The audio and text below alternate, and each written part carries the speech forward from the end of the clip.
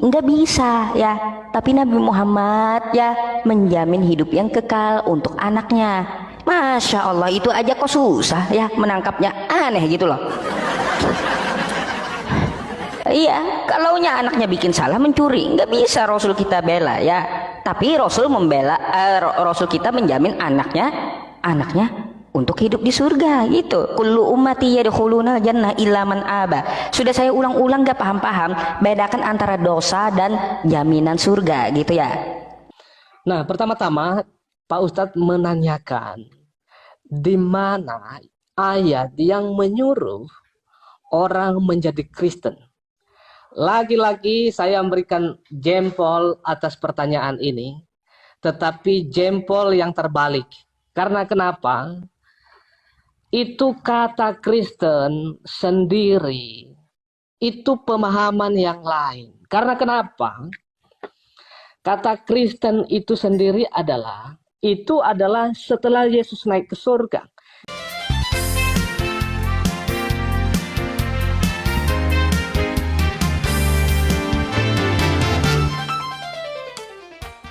Lagi-lagi Ustadz PI tidak bisa memahami sebenarnya Kristen itu apa.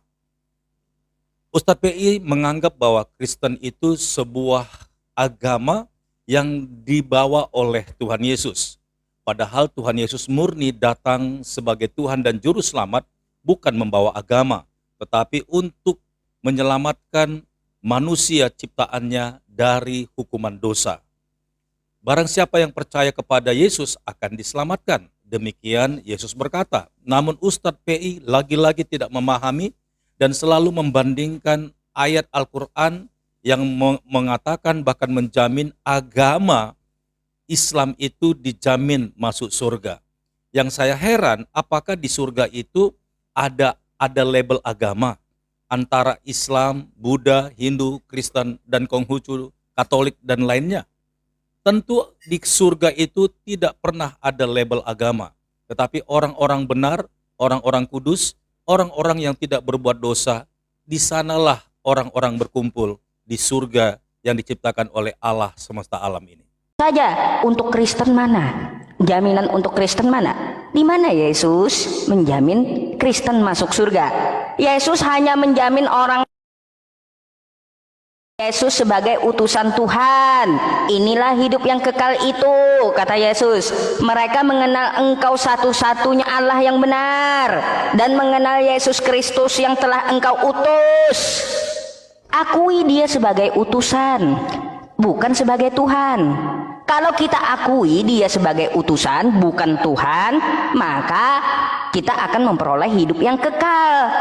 Nah, kalau Anda menuhankan Yesus, tidak ada kehendak Bapa di sorga untuk menyembah dan menuhankan Yesus. Nggak ada, Bang.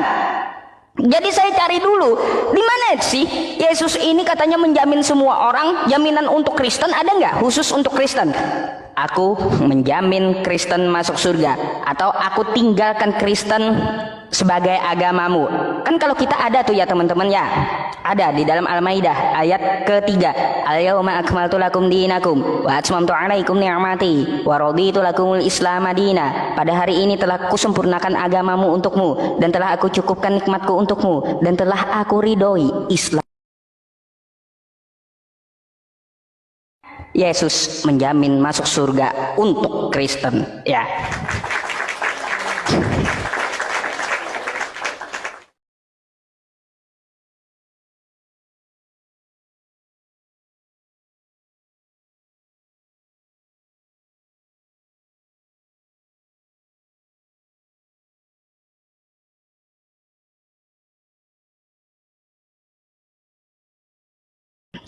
Suara ente lagi, Bang. Suara ente nggak ada lagi suaranya. Nggak ada lagi, Bang. Ya udah. Jelas ya? Oke, baik. Sekitar berapa putaran lagi Pak Ustadz? Supaya kita boleh atur, karena baterai saya juga sudah mulai habis ternyata. Sampai subuh nggak apa-apa, atur aja. Saya siap-siap aja, cuman baterai HP saya ini agak terbatas karena cuman satu colokan saja pakai mic, seperti itu. Baik. Sekitar berapa putaran Pak Ustadz? Kalau saya boleh tahu. Supaya kita terserah abang yang tentuin. Oke.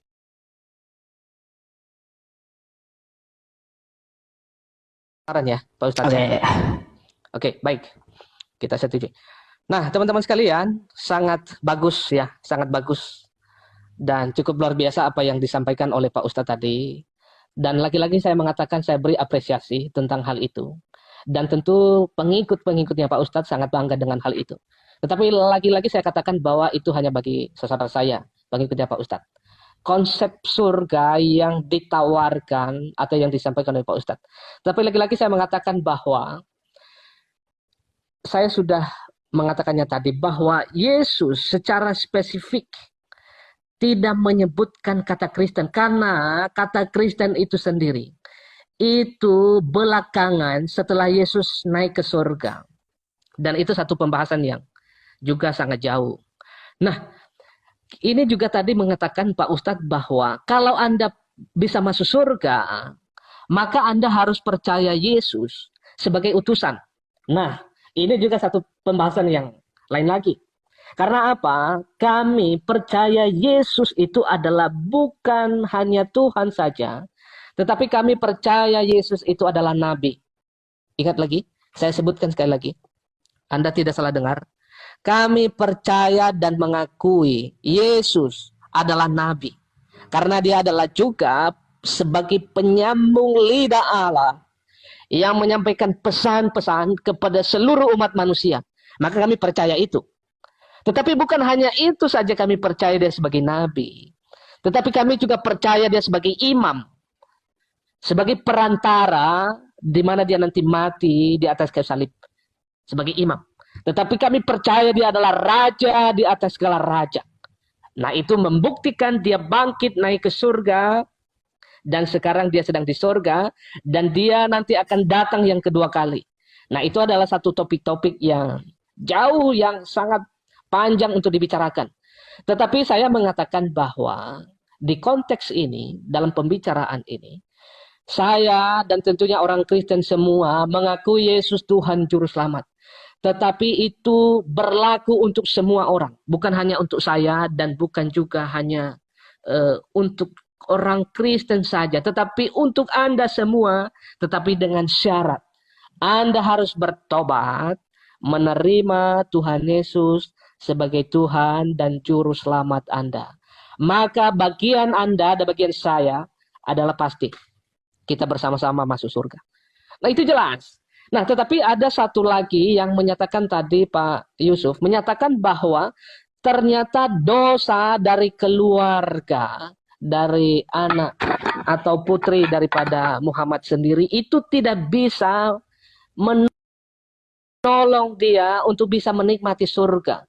Memang ada ayat yang lain juga yang akan saya boleh sebutkan di sini Pak Ustadz, nanti boleh dicari ya. Di surah Al-Quran itu di pasal 2 ya. Pasal 2 ayat yang ke-81. Itu yang berbunyi demikian, artinya di sana dikatakan bahwa bukan demikian yang benar, barang siapa berbuat dosa dan ia telah diliputi oleh dosanya, mereka itulah penghuni neraka, mereka kekal di dalamnya. Saya ulang sekali lagi. Ya, bukan demikian yang benar. Barang siapa berbuat dosa dan ia telah diliputi oleh dosanya, mereka itulah penghuni neraka, mereka kekal di dalamnya. Ayat ini, secara pemahaman saya secara singkat, yang menunjukkan bahwa siapa yang tidak bisa berbuat dosa, siapa yang tidak pernah berbuat dosa, siapa yang tidak pernah berbohong, siapa yang tidak pernah mencuri, siapa yang tidak pernah berzina, siapa yang tidak pernah melakukan kejahatan. Maka kalau mereka melakukan kejahatan, tentu mereka akan kekal di dalam neraka. Tetapi berbeda dengan Kristus, kita percaya Yesus. Bang, waktunya habis bang. Oh, sudah habis. Oke, yuk. Lanjut. Iya. Pak Ustaz.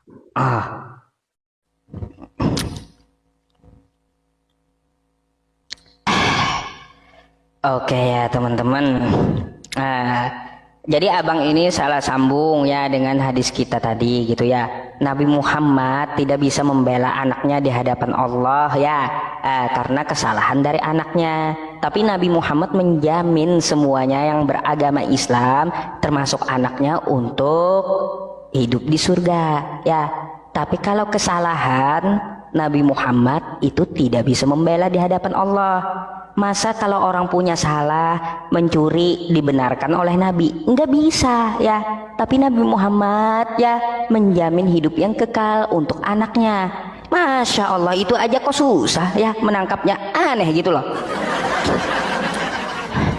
Iya, kalaunya anaknya bikin salah mencuri, nggak bisa Rasul kita bela ya.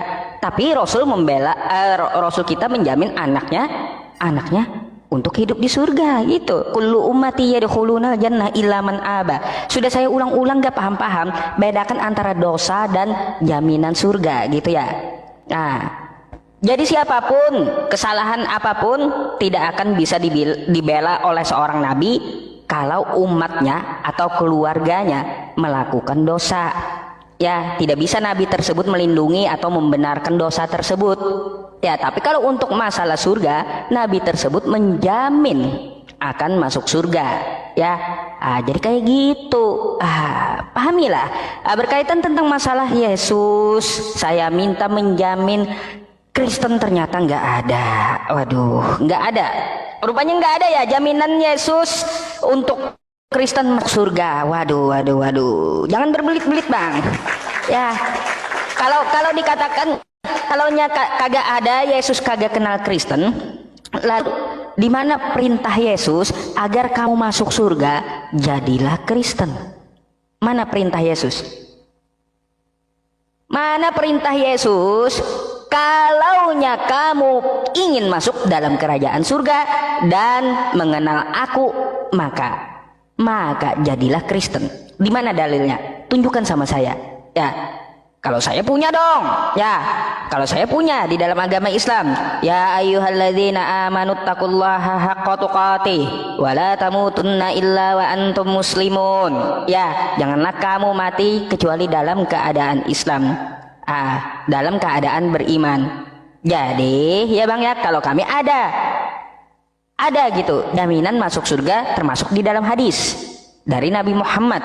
Sekarang Yesus ini sudah tidak menjamin Kristen.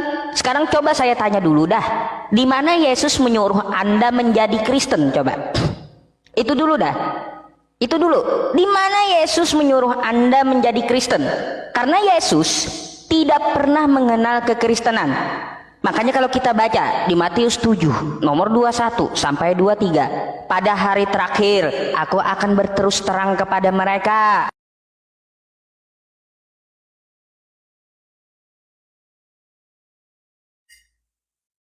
Yahudi, Bani Israel, Matius 15 nomor 24. Coba Anda baca. Aku diutus untuk domba yang hilang dari Bani Israel, bukan Bani Asia.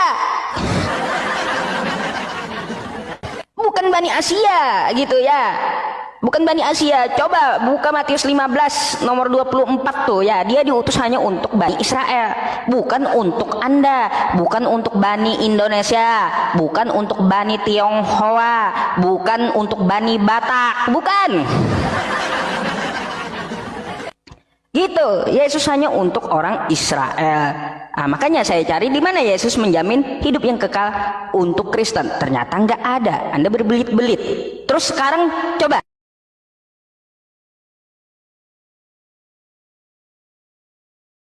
saya minta carikan di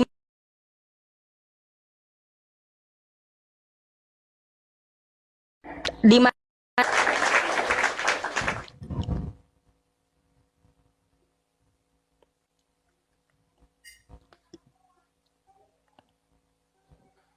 belum ya Bang ya. Waktunya belum muncul, tunggu.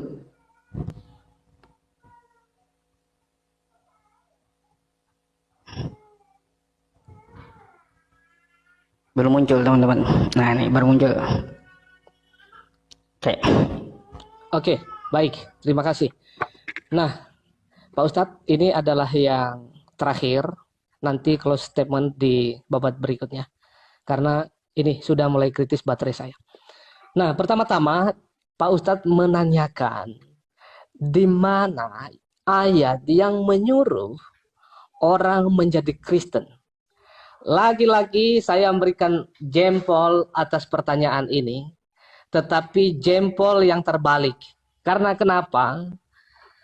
Itu kata Kristen sendiri, itu pemahaman yang lain. Karena kenapa? Kata Kristen itu sendiri itu adalah setelah Yesus naik ke surga. Jadi pengertian kata Kristen itu sendiri adalah orang yang percaya atau orang yang mengikut Yesus.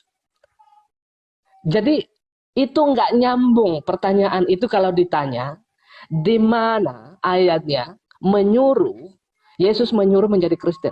Kata Kristen itu sendiri itu pengertiannya lain, itu tidak nyambung dengan pertanyaan itu. Di mana Yesus? Sedangkan kata Kristen itu sendiri adalah berbeda. Nah, ini adalah dua hal yang berbeda. Mempertanyakan di mana Yesus menyuruh menjadi Kristen. Tetapi kata Kristen itu pengertiannya beda, pengikut Yesus. Nah, ini adalah yang terbalik. Nah, bicara tentang bahwa tadi Pak Ustadz memberikan satu argumen bahwa Yesus hanya diutus untuk orang Yahudi. Nah, ini tentunya satu tema yang lain, dan secara singkat saja tentu saya akan menjawab ini secara singkat, dan tidak perlu diteruskan karena ini lain pembahasan sendiri. Itu tema yang besar. Dalam Matius pasal 11 ayat yang ke-28 dikatakan bahwa marilah kepadaku semua yang letih lesu dan berbeban berat. Aku akan memberikan kelegaan kepadamu. Ini adalah kata Yesus secara universal. Kata Yesus berkata, marilah kepadaku semua yang letih lesu. Semua Anda yang mengalami pergumulan, persoalan, yang putus asa, yang bingung kemana nanti kalau mati, atau apapun persoalan Anda, maka Yesus mengajak Anda, marilah kepadaku semua, bukan hanya kepada orang Israel, tetapi kepada semua makhluk, secara khusus orang yang ada di dunia ini, mengajak, marilah kepadaku semua yang letih lesu dan berbeban berat, aku akan memberikan kelegaan kepadamu. Jelas bahwa Yesus mengajak saya bukan hanya orang Kristen, tetapi semua yang mengalami pergumulan. Ya, di luar sana ada banyak orang yang sudah putus asa, sudah banyak pergumulan, hidup dalam dosa, tetapi ketika mereka sudah lelah, sudah capek dengan segala pergumulan hidup yang luar biasa, tetapi ketika mereka datang kepada Kristus, maka mereka akhirnya mendapatkan sukacita, damai sejahtera, dan lebih daripada itu, ketika mereka sungguh-sungguh percaya kepada Kristus, maka memperoleh anugerah keselamatan itu. Seperti yang tertulis tadi itu di ayat di dalam Yohanes pasal 14 ayat yang ke-6. Ya, aku jalan dan kebenaran dan hidup. Tidak ada seorang pun, siapapun, tidak ada seorang pun yang sampai kepada Allah kecuali harus beriman dan percaya kepada Kristus. Nah, itu ada sesuatu hal yang tentu menarik dan luar biasa.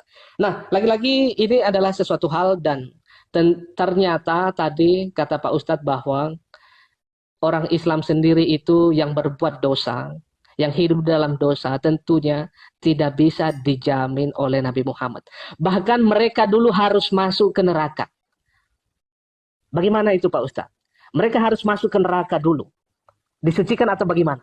Atau langsung masuk surga? Atau seperti apa? Karena semua orang tentunya sudah melakukan dosa dan kesalahan. Oke. Baik, Bang. Bang, closing statement, silahkan Anda duluan. Soalnya kan opening saya tadi. Silahkan. Nanti saya jawab itu. Oke, baik teman-teman. Saya bersyukur boleh diskusi dengan ringan dengan Pak Yusuf pada malam hari ini. Tentu ini adalah kesempatan untuk kita boleh menyaksikan apa yang disampaikan oleh Pak Ustadz dan apa yang sudah sampaikan. Dan lagi-lagi ini adalah sebuah ajakan bagi saya dan bagi kita semua untuk boleh melihat, untuk boleh memikirkan, untuk boleh menilai, untuk boleh menimbang mana yang pantas kita percayai, mana yang pantas, yang layak menjadi pedoman kita, menjadi orang teladan bagi kita. Apakah Kristus atau yang dipercaya oleh Pak Yusuf, Nabi Muhammad? Siapa yang layak, yang akan menjadi junjungan, menjadi contoh teladan yang baik? Bukan saja hanya berbicara tentang surga, tetapi juga berbicara tentang hidup sehari-hari. Apakah layak yang dipercaya oleh saudara kita, Pak Yusuf, sebagai junjungannya? Atau kita lebih memilih kepada Kristus yang menjadi contoh teladan hidup kita yang baik? Nah, saudara boleh menimbang hal ini. Saudara boleh belajar lebih dalam lagi. Anda yang Kristen, belajar lagi. Anda yang saudara-saudara saya orang Islam, belajar lagi. Apakah Anda benar-benar meyakini bahwa junjungan Anda itu dapat memberikan contoh teladan yang baik dan yang kita saksikan di hari-hari ini, dan menjamin Anda 100% ketika Anda mati besok atau 1 jam kemudian, yakin nggak masuk surga? Yakin nggak masuk surga? Siapa tahu ada bencana, ada kecelakaan, yakin nggak masuk surga? Atau hanya di angan-angan saja? Maka tentunya mesti seluruhnya harus belajar lagi dengan baik. Pertimbangkan, doakan. Dan tetapi saya mengatakan sekali lagi, kata firman Tuhan dalam Matius pasal 11 ayat 28. Kata Yesus kepada kita semua, marilah kepadaku semua yang akan memberikan kelegaan kepadamu. Jadi Yesus mengajak saya dan saudara semua, datanglah kepadanya, akan memberikan kelegaan kepadamu. Apapun pergumulanmu, apapun persoalanmu, dia akan memberikan damai sejahtera. Dia akan memberikan sukacita, ketenangan bagi saudara. Tetapi jika Anda terus menolak dia, maka kebingungan, ketakutan, dan ketakutan akan kematian, itu akan terus mengikat dan menghantui Anda seumur hidup Anda. Dan kalau tidak segera bertobat, Anda akan mati di dalam kebinasaan, dan itu pun tidak langsung masuk surga. Itu masuk neraka dulu, disucikan. Dan kata beberapa ayat dalam hadis menyatakan bahwa ternyata nerakanya itu dari saudara kita orang Islam itu kekal adanya, kekal adanya. Maka ajakan bagi saya dan tentu bagi kita semua, Anda harus percaya Yesus